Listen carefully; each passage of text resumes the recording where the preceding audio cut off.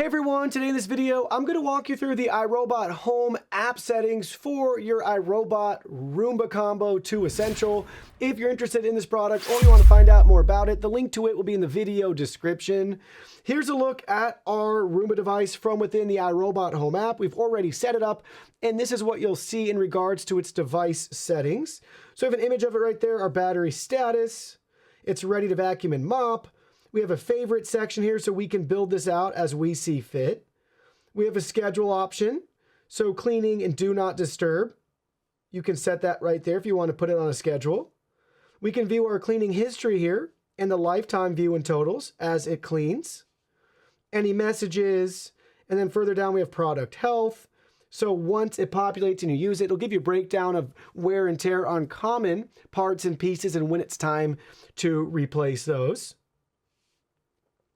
Then further down, we have our product settings, so we can learn more about our particular Roomba, its name, its model information. This is how we update the software.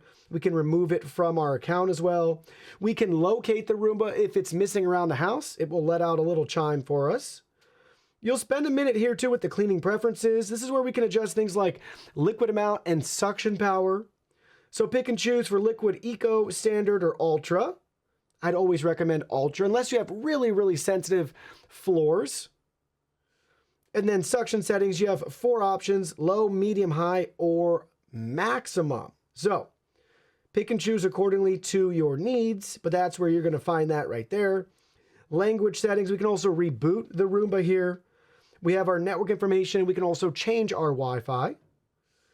And then everything else is going to be your owner's guide in your help section. So it's a very simple and straightforward app. Basically, you come in here to set a schedule, view your cleaning history, or change the water level or suction settings.